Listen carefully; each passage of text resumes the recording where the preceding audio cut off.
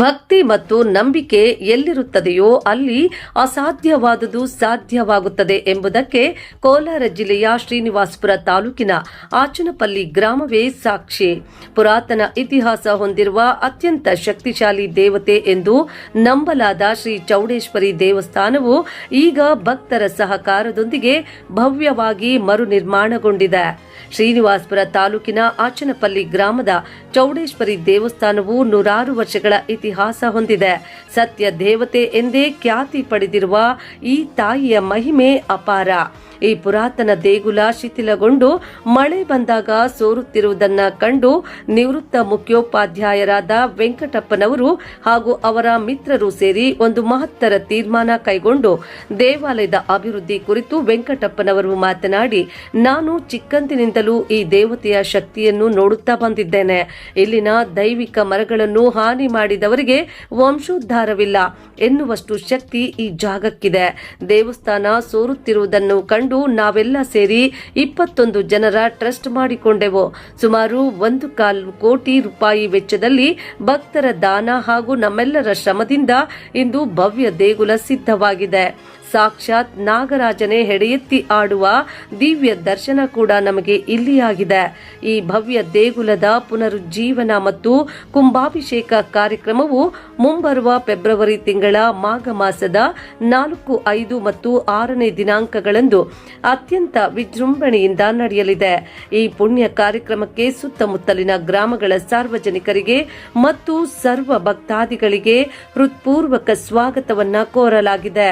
ಸುಮಾರು 4,000ಕ್ಕೂ ಹೆಚ್ಚು ಭಕ್ತರು ಭಾಗವಹಿಸುವ ನಿರೀಕ್ಷೆ ಇದ್ದು ಎಲ್ಲರೂ ಆಗಮಿಸಿ ತಾಯಿಯ ಕೃಪೆಗೆ ಪಾತ್ರರಾಗಬೇಕೆಂದು ವೆಂಕಟಪ್ಪನವರು ಹಾಗೂ ಟ್ರಸ್ಟ್ ಸಮಿತಿಯವರು ವಿನಂತಿಸಿದ್ದಾರೆ.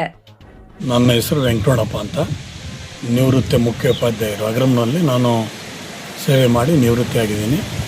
ಒಟ್ಟು 37.5 ವರ್ಷ ಸರ್ವಿಸ್ ಆಗಿದೆ. ನಿವೃತ್ತಿ ಆದ ತಕ್ಷಣ ಇಲ್ಲಿ ಹಳೇ ಪುರಾತನವಾದಂಥ ಒಂದು ಚಾಮುಂಡೇಶ್ವರಿ ದೇವಸ್ಥಾನ ಇತ್ತು.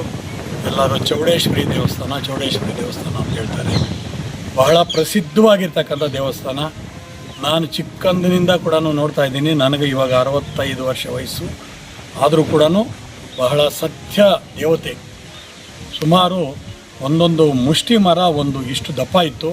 ಆ ಮರಗಳೆಲ್ಲ ಕೂಡ ಕಟಾವು ಮಾಡಿ ಅದನ್ನು ತಿಂದವರು ಇವತ್ತು ವಂಶಗಳೇ ಇಲ್ಲ ಅವ್ರದ್ದು. ಅಂಥ ಪುರಾತನವಾದಂಥ ಒಂದು ದೇವಸ್ಥಾನ, ಸತ್ಯ ದೇವತೆ ಇರ್ತಕ್ಕಂಥ ಜಾಗ. ನಾನು ನಮ್ಮ ಸ್ನೇಹಿತರೊಬ್ಬರು ಬಂದು ಇಲ್ಲಿ ಏನು ಮಾಡೋದು, ಈ ರೀತಿ ಸೋರ್ತಾ ಇದೆ ಅಂತೇಳಿ ಹಳೇ ಕಟ್ಟಡ ಇತ್ತು. ಅದನ್ನು ನೋಡಿ ಆವತ್ತೇ ತೀರ್ಮಾನ ಮಾಡಿದ್ವಿ, ಏನಾದರೂ ಮಾಡಿ ನಮ್ಮ ಒಂದು ದೇವಸ್ಥಾನವನ್ನು ಪುನರ್ಜೀವನ ಮಾಡಬೇಕು ಅಂತೇಳಿ ಆವತ್ತೇ ಎಲ್ಲ ಹಿರಿಯರಿಗೆ ಫೋನ್ ಮಾಡಿದೆ. ಎಲ್ಲರೂ ಒಪ್ಕೊಂಡ್ರು. 21 ಜನ ಒಂದು ಟ್ರಸ್ಟಿ ಮಾಡ್ಕೊಂಡ್ವಿ.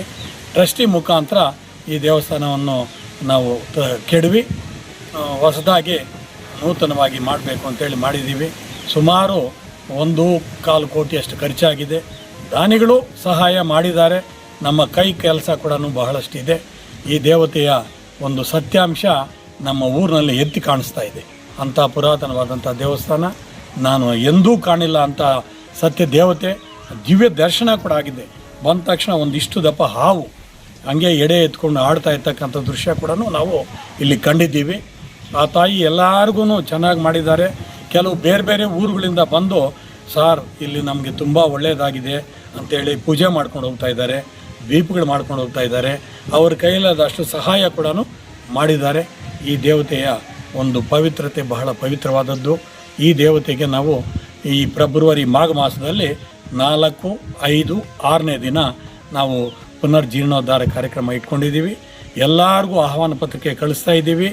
ಉದಾರವಾಗಿ ದಾನ ನೀಡಿರ್ತಕ್ಕಂಥ ದಾನಿಗಳು, ನೀಡದೇ ಇರತಕ್ಕಂಥವರು, ಎಲ್ಲ ಭಕ್ತಾದಿಗಳು ಸುಮಾರು 4,000 ಜನಕ್ಕೂ ಹೆಚ್ಚಾಗಿ ಇಲ್ಲಿ ಸೇರ್ತಕ್ಕಂಥ ಒಂದು ಸ್ಥಾನ ಇದು.